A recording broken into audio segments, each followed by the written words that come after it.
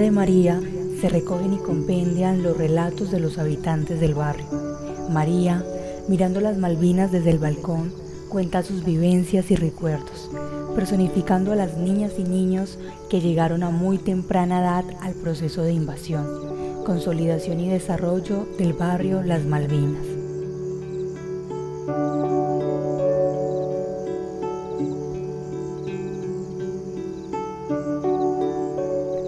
Donde vivieron y crecieron, formándose en su gran mayoría en ciudadanos útiles económica, social y políticamente para la sociedad, logrando salir adelante gracias al trabajo, el tesón y amor de sus padres y familia.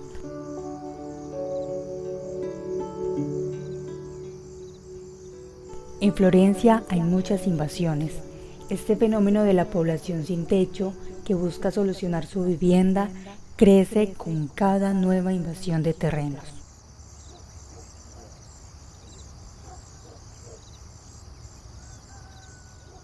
Recuerdo claramente el día de la invasión a las Malvinas. Dicen que fue la invasión más grande de Colombia y Latinoamérica. Yo apenas tenía 9 años. Vivíamos en una pequeña habitación en Florencia. Allí habíamos llegado un año atrás, luego de ser obligados a abandonar nuestra finca. Y en ese entonces estaban llegando miles de personas desplazadas por la violencia, al igual que nosotros. Violencia creada en su mayoría por los cultivos ilícitos, la represión de los grupos guerrilleros y la concentración de la propiedad en el Caquetá. Inclusive tengo recuerdos de narraciones e historias que cuentan cómo en esa época a los campesinos los tildaban de guerrilleros y eran sometidos a muchos atropellos, torturas y asesinatos. Mucho antes de esto, los primeros desplazamientos se dieron por la violencia bipartidista de los años 50, aunque la mayor cantidad de gente desplazada se da a finales de la década del 70 y de los años 80.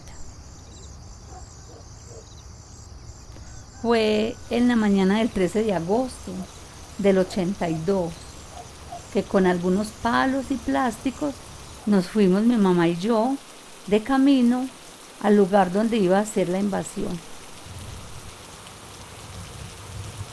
Ese día era frío y lloviznaba mucho. Nos emparamamos, así caminamos hasta llegar a un pedazo muy grande de terreno. Luego supe que esas tierras eran de una familia con mucho dinero y poder, los Lara.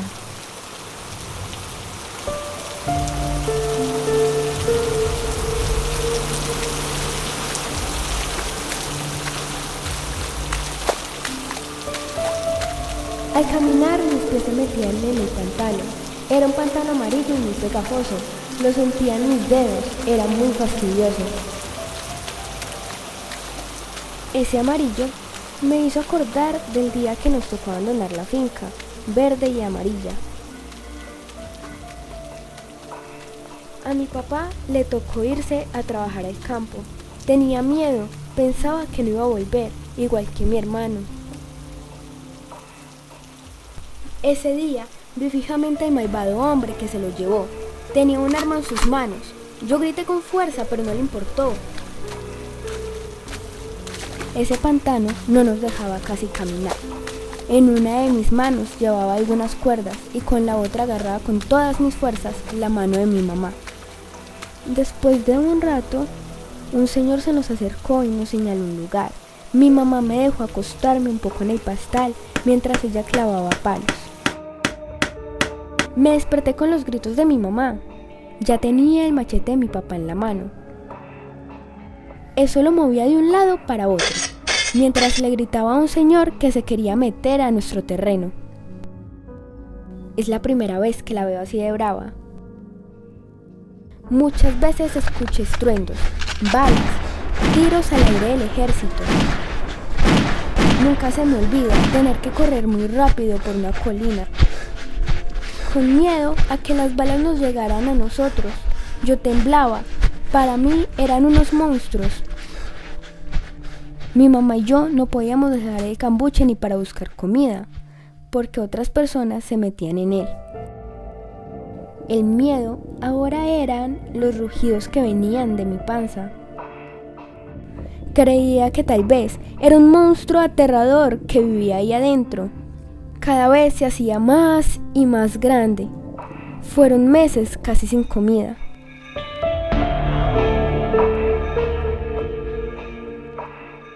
Nunca entendí por qué en mi barrio había gente muerta todo el tiempo, aunque mi mamá me dijo que los traían y no eran personas del barrio. Por eso el día que le colocaron una entrada del barrio, sentí mucha paz.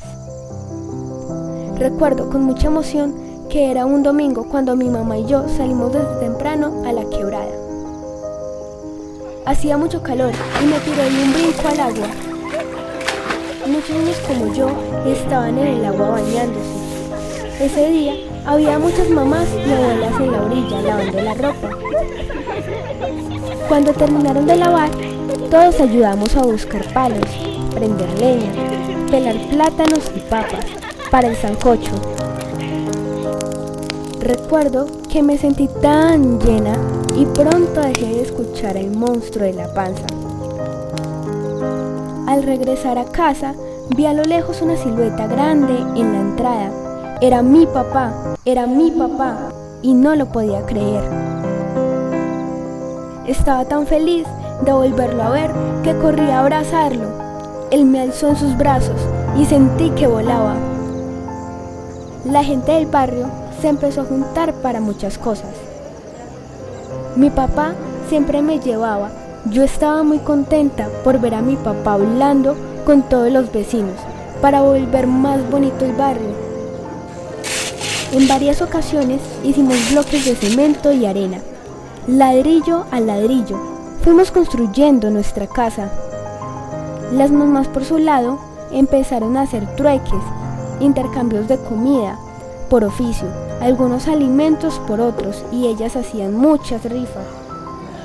Gracias a la colaboración de todos, se logró construir la escuela. Recuerdo la felicidad que tenía de poder ir con todos mis amiguitos a jugar y a aprender.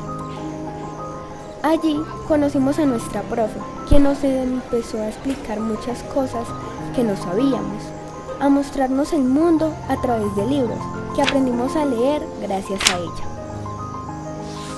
Recuerdo que le enseñé a mi mamá a leer. Juntas pasábamos mucho tiempo leyendo libros en el corredor de nuestra casa. Leíamos historias de héroes de otras épocas. También recuerdo el día que se logró construir el acueducto de la comunidad con algunos recursos públicos. Hicieron 2 tanques muy grandes de concreto con llaves de paso. Mi papá me explicó que el agua llegaba del río Sardina. Yo acompañaba a mi papá con ollas y baldes. Teníamos que hacer unas filas muy largas para poder llevar agua a nuestra casa. Cada zona tenía una hora específica para sacar el agua. Él me explicó también que a algunas personas el agua les llegaba a sus casas por unas mangueras subterráneas. Ellos lograron comprar las mangueras. Él los llamaba el acueducto de los ricos porque no tenían que hacer fila. Sin embargo, también se les abría la llave de paso a ciertas horas. A mí me gustaba mucho no tener que ir hasta la quebrada a sacar agua. También un día logramos llevar luz a las casas. Eso fue tan increíble, ese día no se me olvida, porque hicimos un gran sancocho con todos los vecinos para celebrar. Como las palabras que dijo mi profe, necesitamos hacer memoria para aprender sobre nuestras luchas comunitarias y tener claridad de lo que vivimos, reconociéndonos como luchadores y sobrevivientes, resultado de la injusticia social. Debemos ser vigilantes de nuestro destino, pensarnos como un pueblo que tiene y exige sus derechos a una vida digna, y desde cada uno, teniendo una responsabilidad para mantener la paz, lograremos tejer nuestra comunidad con la esperanza de un mañana mejor. Aquí termina mi historia, pero hay muchas más historias que merecen ser escuchadas.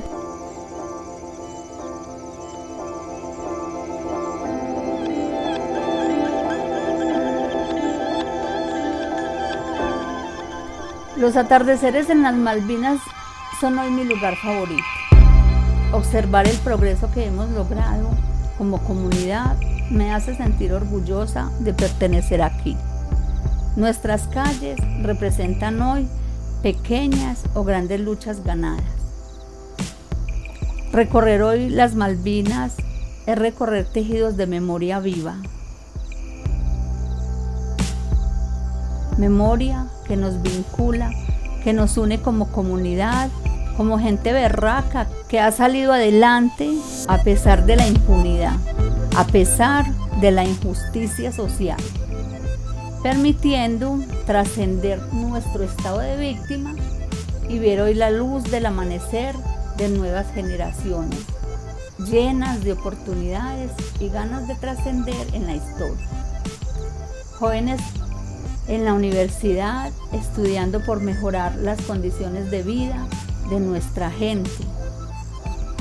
Niños con ojos llenos de esperanza, grandes arquitectos del destino, construyen hoy un lugar que podemos sentir como hogar. Un hogar llamado Las Malvinas.